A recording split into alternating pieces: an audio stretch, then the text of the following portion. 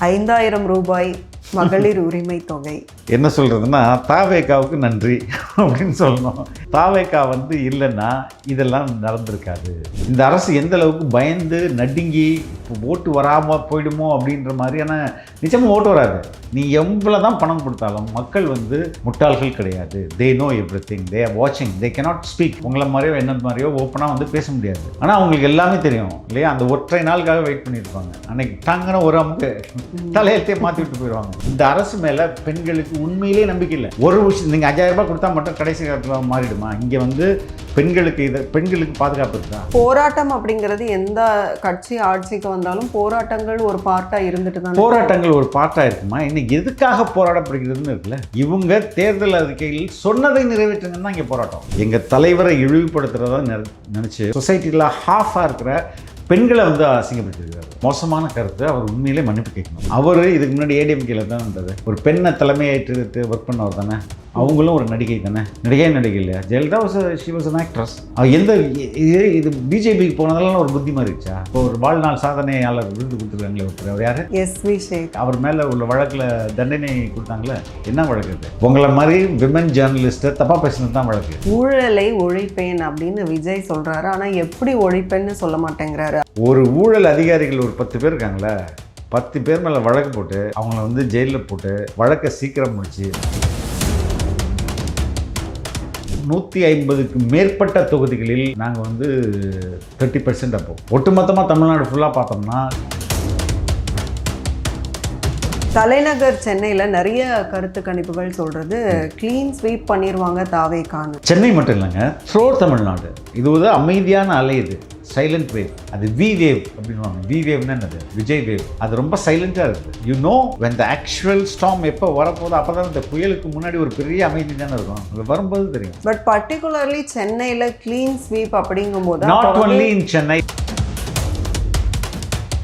இந்த 26 தேர்தல் இதற்கு முன்பு இதுவரை நடந்திராத ஒரு தேர்தல். 50 ஆண்டுகளுக்கு ஒரு முறை நடக்க போகிற தேர்தல் இது. இங்கே மைனர் ஃபோர்ஸ்க்கெலாம் ரெக்குவயர்மெண்ட்டே இல்லைங்க. இன்க்ளூசிவ் நியூஸ் தமிழ் நேயர்களுக்கு வணக்கம். இன்றைக்கு நேர்காணலில் நம்ம கூட இணைஞ்சிருக்காங்க தாவேகா தேசிய செய்தி தொடர்பாளர் திரு ஃபெலிக்ஸ் ஜெரால்ட் அவர்கள். நிறைய கேள்விகள் கேட்க போகிறோம், வாங்க பேசலாம். வணக்கம் சார். வணக்கம்.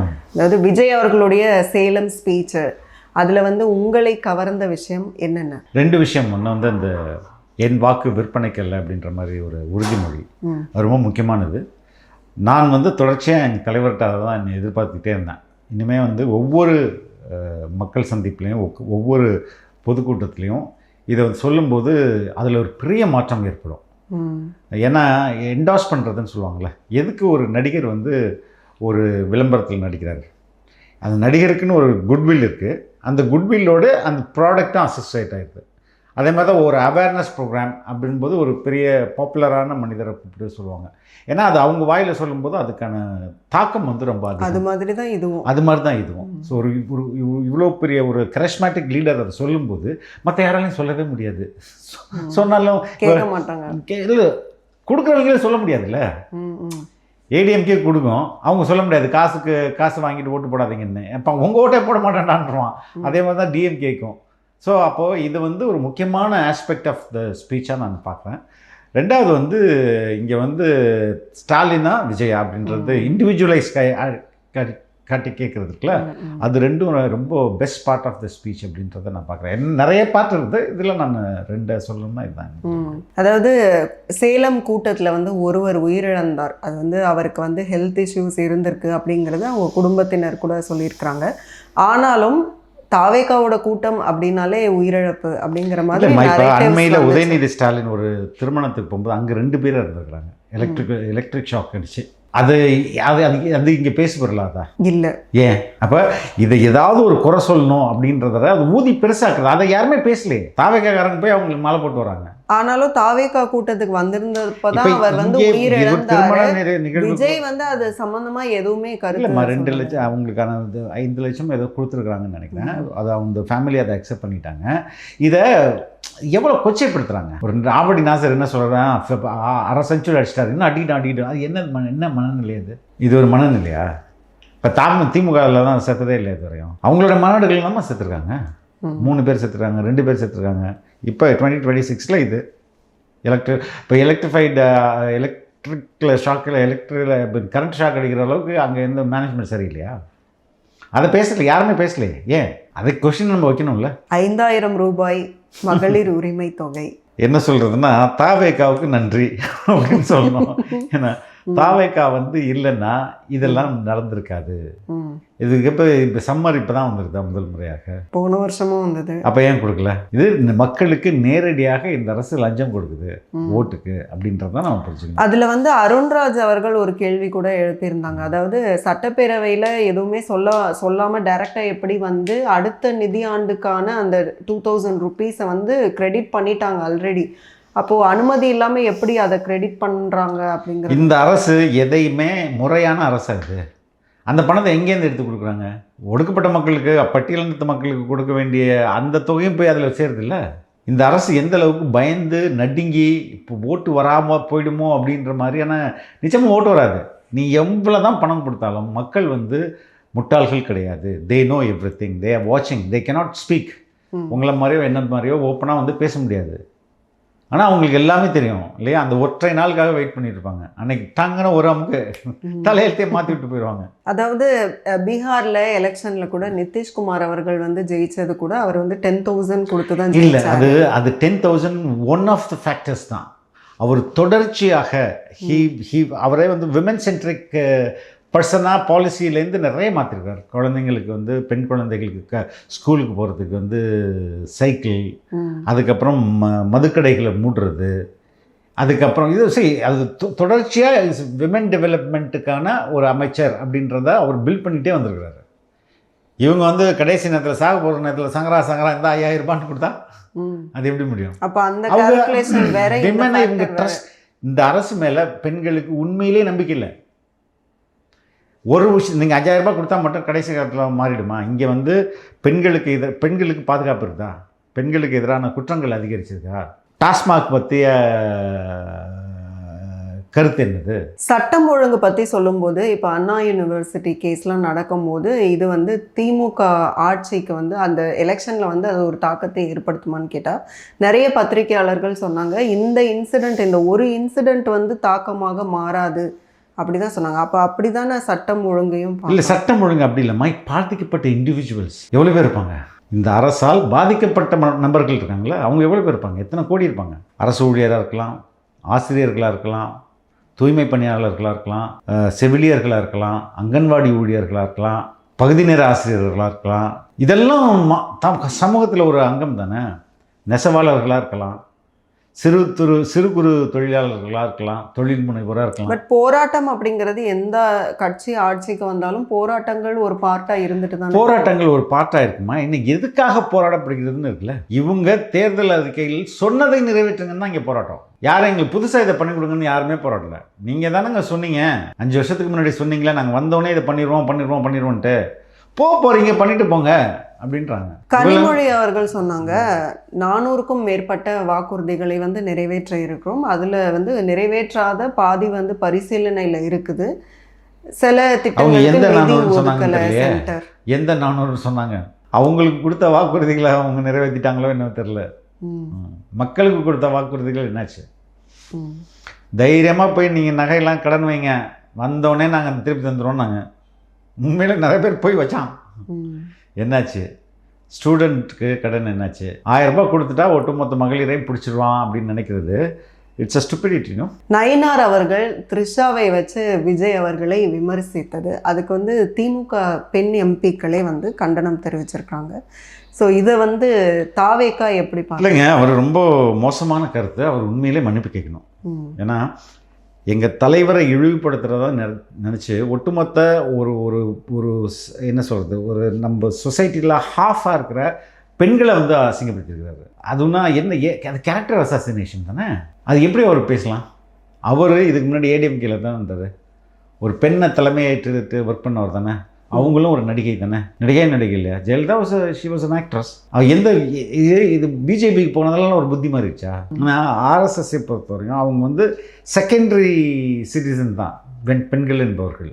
அவங்க வந்து வீட்டுக்குள்ளே இருக்கணும், படிக்கக்கூடாது, வேலைக்கு போகக்கூடாது, வேலைக்கு போனால் கெட்டவர்கள். இப்போ ஒரு வாழ்நாள் சாதனையாளர் விருது கொடுத்துருக்காங்களே ஒருத்தர், அவர் யார்? எஸ்வி சேகர். அவர் என்ன அவருக்கு மேலே அவர் மேலே உள்ள வழக்கில் தண்டனை கொடுத்தாங்களே, என்ன வழக்கு அது? உங்களை மாதிரி விமன் ஜேர்னலிஸ்ட்டை தப்பாக பேசுனது தான் வழக்கு. பட் வாழ்நாள் சாதனையாளர் விருது கொடுத்துருக்குறாங்கன்னா அவர் திமுகவுக்கு வந்துட்டாரு, ஆதரவாக பேசுகிறாருங்கிறது. இவங்க பிராமண தோஷத்துக்காக பரிகாரம் பண்ணவங்க தான் இவங்க, புரியுங்களா? அப்போ பார்ப்பனர்களின் ஒட்டுமொத்த ரெப்ரசன்டேட்டிவாக எஸ்வி சேகரை பார்க்குறாங்க. அவங்க அப்பா பேரில் ரோட்டுக்கு பேர் வைக்கிறது. ஓ, அந்த கணக்கு. அவர் வந்துட்டாருன்னா அப்போ அந்த ஓட்டு இங்கே வந்துருச்சுன்னு அர்த்தம். அவர் தான் தமிழ் பிராமண சங்கம் ஏதாவது கட்சியெல்லாம் ஓப்பன் பண்ணுறதா சொல்லியிருந்தாரு. they don't at the end of the day they are so scared of Brahmins. அவங்க ஏதோ புனிதர்கள் மாதிரியும் கடவுளுடைய ரெப்ரசன்டேட்டிவ்ஸ் மாதிரியும் அவங்க ஒரு சாபம் விட்டா இவங்களை அழிஞ்சிருவோம்ன்ற அவங்க நம்புறாங்க. That's their belief system. நம்ம ஒன்றும் பண்ண முடியாது. அப்போ அதையெல்லாம் எஸ்வி சேகர் வந்து காப்பாற்றிடுவார் அப்படின்னு நினைக்கிறாங்க அவங்க. ஊழலை ஒழிப்பேன் அப்படின்னு விஜய் சொல்றாரு, ஆனா எப்படி ஒழிப்பேன்னு சொல்ல மாட்டேங்கிறாரு. அதே போல சட்டம் ஒழுங்கா இல்லை. ஊழலை ஒழிப்பேன்னு சொல்றதுக்கு எப்படி ஒழிப்பேன்னு என்ன, இது என்னமா அது ரொம்ப சிம்பிள். அப்படிதான் கேட்குறாங்க. ஒன்றும் இல்லை, நான் சொல்ல கேளுங்க. ஒரு ஊழல் அதிகாரிகள் ஒரு 10 பேர் இருக்காங்களே, 10 பேர் மேலே வழக்கு போட்டு அவங்கள வந்து ஜெயிலில் போட்டு வழக்கை சீக்கிரம் முடித்து தண்டனை வாங்கி கொடுத்தாங்கன்னு வைங்களேன், இதுக்கு ஒரு 3 மாதம் தான் அதிகபட்சம். 3 மாதத்தில் ட்ரையல் முடிச்சு சார்ஜ் ஷீட் போட்டு ஒரு 6 மந்த்ஸ்னே வச்சுங்களேன். 6 மந்த்ஸில் ஒரு 10 அதிகாரியை தூக்கி உள்ளே போட்டோம்னு வைங்களேன், எல்லாருக்கும் பயம் வந்துடும். மேல் உள்ள அதிகாரிகளுக்கு பயந்துச்சுன்னா அடுத்தது என்ன ஆகும்? அது கீழே உள்ள அதிகாரிகளுக்கு இன்னும் பயம் வந்துடும். அது கீழே உள்ள அதிகாரிகள் இன்னும் பயம். ஒரு பயம் லஞ்சம் வாங்க மாட்டான். ஃபில்டர் வந்து அப்படி தான் நடக்கும். அப்படி தான் நடக்கும். ஏன்னா இங்கே தான் கோடிக்கணக்கான லட்சக்கணக்கான கோடிகள் இங்கே தான் வந்து டாப்பில் தான் அடிக்கிறாங்க. அதை நீங்கள் சரி பண்ணுறது ரொம்ப ஈஸி. போதை கலாச்சாரம் வந்து தமிழகம் எங்கும் பரவிருச்சு, வேகமாக பரவுது அப்படின்னு சொன்னால் அது எப்படி வந்து அப்போ விஜய் வந்தால் எப்படி தடுப்பு? ஸ்ட்ரிக்ட் அட்மினிஸ்ட்ரேஷன் தான். இப்போ இந்த போதையை நீங்கள் எடுத்துக்கோமே, at the end of the அந்த செயினில் கடைசியாக யார் செய்கிறாங்க? ஏதோ ஒரு குரூப் விற்கிறான். அந்த குரூப்ஸ்க்கு பின்னாடி ஒரு கவுன்சிலரோ இல்லை திமுக ப்ரமோவரோ இருப்பானா, இருக்க மாட்டானா? அவனுக்கு அந்த போலீஸ் ஸ்டேஷன் நெக்ஸஸ் இருக்குதா இல்லையா? புரியுதுங்களா? அதை சரி பண்ண இது இங்கே எல்லாமே இங்கே நம்மளுடைய சட்டம் அஸ் அ தியரிட்டிக்கலாக ஒரு சட்டம் இருக்குல்ல, அது ரொம்ப சரியான சட்டமாக தான் இருக்குது. அதில் வந்து உண்மையான குற்றவாளிகள் தண்டிக்கப்படுவதற்கு நிறைய வாய்ப்புகள் இருக்குது. இன்னசென்ட் அப்பாவிகள் வந்து அந்த அந்த அந்த தண்டனையில் மாட்டிக்காமல் இருக்கிறதுக்கும் நிறைய வழிமுறைகள் இருக்குது. ஆனால் அதை செயல்படுத்துகிற விதம் சரியில்லைங்க, அதான் பிரச்சனை. நீங்கள் if you execute it properly everything is fine. நிறைய கருத்து கணிப்புகள் வந்தது. தாவேகா வந்து இவ்வளோ % ஓட் வாங்குவாங்கன்னு ஒவ்வொருத்தரும் ஒரு % சொல்லிகிட்டே இருந்தாங்க.